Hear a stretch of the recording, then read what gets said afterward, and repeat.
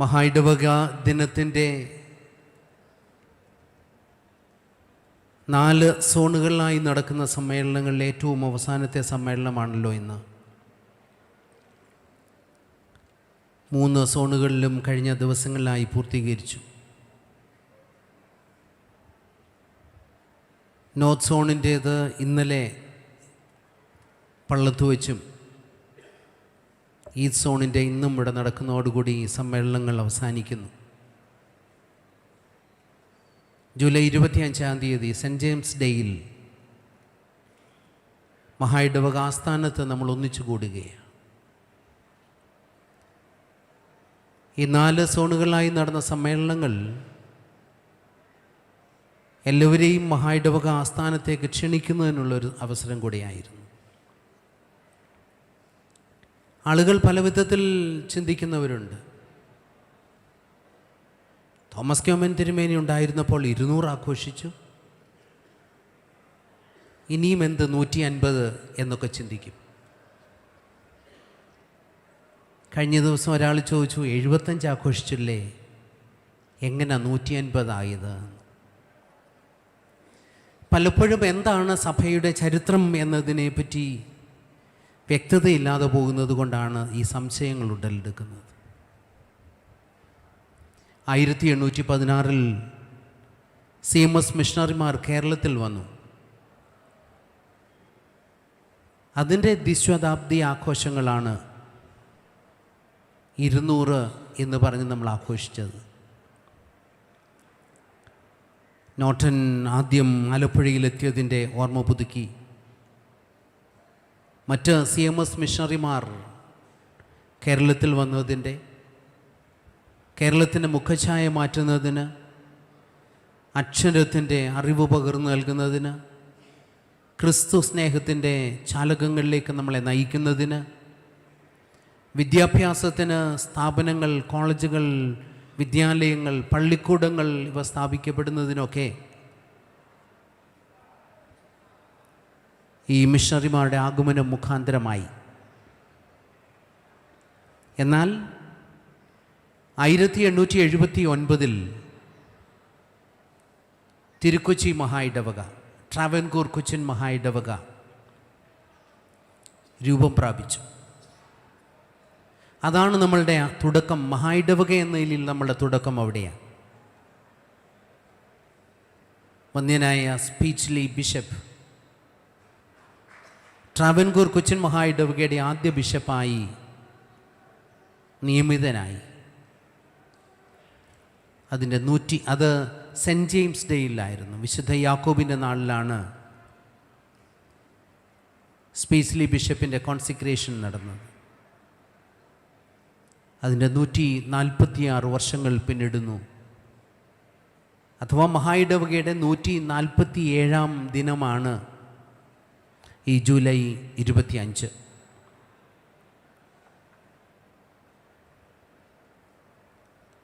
ആയിരത്തി 1947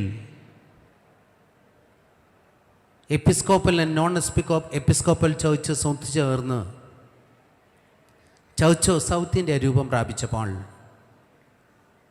തിരുക്കൊച്ചി മഹായിടവക മധ്യകേരള മഹായിടവക എന്ന് പുനർനാമകരണം ചെയ്യപ്പെട്ടു. CSI രൂപീകൃതമായതിൻ്റെ ജൂബിലിയാണ്. 75 വർഷങ്ങളിലാണ് നമ്മൾ ആഘോഷിച്ചത്. ഇനിയും നമ്മൾ മുൻപോട്ട് പോകുന്നത് മധ്യകേരള മഹായിടവകയുടെ അഥവാ തിരുക്കൊച്ചി മഹായിടവകയായി ആരംഭിച്ച് മധ്യകേരള മഹായിടവകയായി പുനർനാമകരണം ചെയ്യപ്പെട്ട് നമ്മളുടെ മഹായിടവകയുടെ 150-ാം വാർഷികത്തിനുള്ള നാന്ദി കുറിക്കുന്നതാണ് ഈ സമ്മേളനങ്ങൾ. 3 വർഷം പിന്നിടുമ്പോഴേക്ക് 150 വർഷത്തിലേക്ക് നമ്മൾ പ്രവേശിക്കുക. ചരിത്രം പറഞ്ഞതുകൊണ്ട് എന്താ ഗുണം? ചരിത്രം ഓർത്തിരിക്കുക മാത്രം ആവശ്യം. പക്ഷേ ഈ ആഘോഷങ്ങൾ കൊണ്ട് നമുക്കെന്ത് നേട്ടം? ഈ ആഘോഷങ്ങൾ മൺമറഞ്ഞു പോയ മിഷണറിമാരുടെ ജീവിതത്തെ ഓർപ്പാൻ, അവരുടെ സേവനങ്ങളെ ഓർപ്പാൻ, അവരിലൂടെ നമുക്ക് ലഭിച്ച, ഈ നാടിന് ലഭിച്ച, കേരളത്തിന് ലഭിച്ച നന്മകൾ ഓർക്കുവാൻ മുഖാന്തരമാകണം.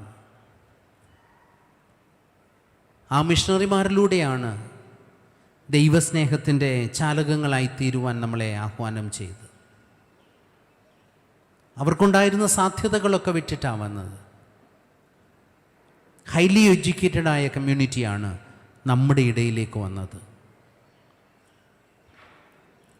അവരിലൂടെ ലഭിച്ച, അവർ കാട്ടിത്തന്ന ചേർത്തു പിടിക്കുന്നതിൻ്റെ അനുഭവം, ഇവിടെ ജാതിയുടെ വർണ്ണത്തിൻ്റെ പേരിൽ, ലിംഗത്തിൻ്റെ പേരിൽ അടിച്ചമർത്തപ്പെട്ടിരുന്ന ഒരു കാലഘട്ടത്തിൽ നിന്ന്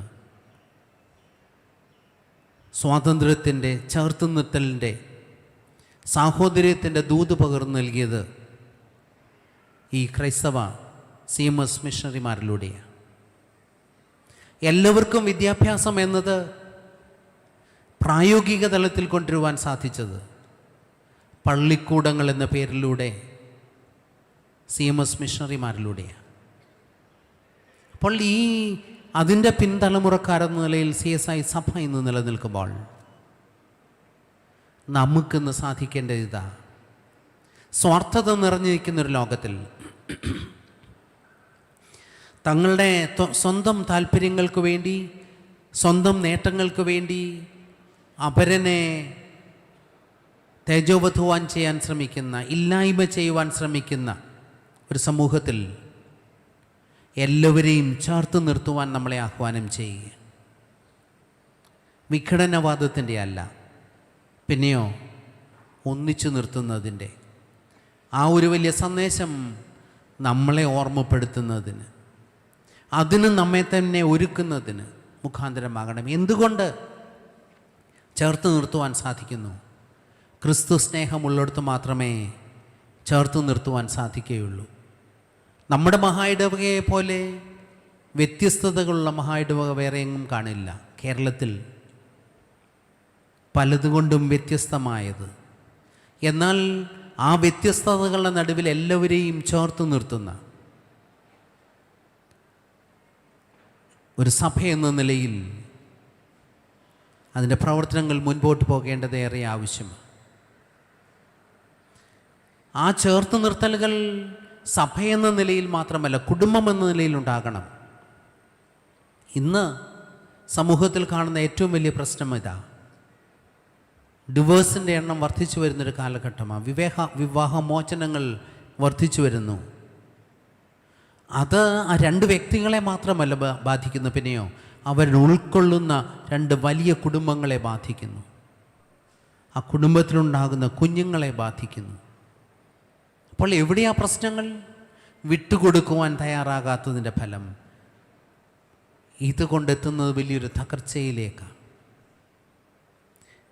ഇതിൻ്റെ ദൂരവ്യാപകമായ പരിണിത ഫലങ്ങൾ, അത് വളർത്തിയെടുക്കുന്ന വേദനയുടെ തിക്താനുഭവങ്ങളുടെ അനുഭവങ്ങൾ ഒരു ഭാഗത്ത്, മറുഭാഗത്തോ കുടുംബ ബന്ധങ്ങൾ ശക്തമല്ലാത്തതിൻ്റെ ഫലമായി സ്നേഹം തേടിപ്പോകുന്ന അടുത്ത തലമുറ.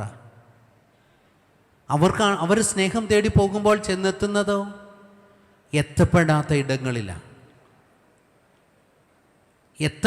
എത്തപ്പെടേണ്ടാത്ത ഇടങ്ങളിൽ അവർ ചെന്നുപെടുന്നതിൻ്റെ ഫലമായി ഇന്ന് നമ്മുടെ നാടിനെ കാർന്നു തിന്നുന്ന ഡ്രഗിൻ്റെ അതിപ്രസരത്തിലേക്ക് ഒരു തലമുറ ചെന്ന് വീഴുന്നില്ലേ എന്ന് ചിന്തിക്കണം.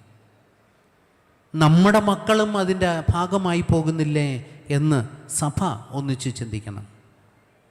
അവിടുന്ന് അവരെ തിരിച്ചു പിടിക്കണമോ? കുടുംബ ബന്ധങ്ങൾ ശക്തമാകണം.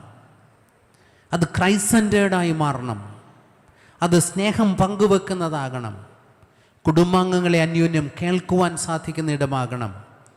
തുറന്ന് സംസാരിക്കാൻ സാധിക്കുന്ന ഇടങ്ങളായി മാറണം കുടുംബങ്ങൾ. ഒരാളെ കേൾക്കുക എന്ന് പറയുമ്പോൾ ആ വ്യക്തിയെ അംഗീകരിക്കുന്നതിന് തുല്യമാണ്.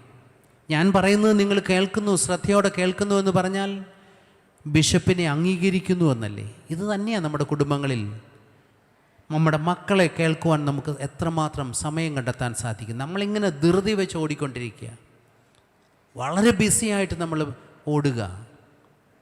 തീർച്ചയായിട്ടും അത് ആവശ്യമാണ്. പക്ഷേ മറുഭാഗത്ത് അന്യോന്യം കേൾക്കുവാൻ, മക്കളെ കേൾക്കുവാൻ, അവരെ മനസ്സിലാക്കുവാൻ, തിരിച്ച് മക്കൾക്ക് മാതാപിതാക്കളെ കേൾക്കുവാൻ, മനസ്സിലാക്കുവാൻ, കരുതുവാൻ, വാർദ്ധക്യത്തിൽ അവരെ ചേർത്ത് നിർത്തുവാനൊക്കെ സാധിക്കണം. സഭയുടെ വലിയ ദൗത്യം ഇതാ.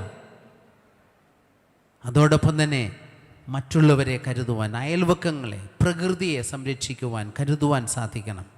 ഞാൻ എൻ്റെ വാക്കുകളെ ചുരുക്കട്ടെ. എനിക്കിന്ന് സ്വാഗത പ്രസംഗത്തിൽ ഓർപ്പിച്ചതുപോലെ നാളെ രാവിലെ 8 മണിക്ക് ബിഷപ്സ് കൗൺസിലാണ്. സിനഡിനുള്ള നമ്മുടെ മെമ്പേഴ്സ് എല്ലാവരും രാവിലെ പോയി കഴിഞ്ഞു. ഈ സമ്മേളനം ഉള്ളതുകൊണ്ട് ഞാനിവിടെ നിൽക്കുകയായിരുന്നു. രാവിലെ 2 പള്ളിയിൽ പോയി.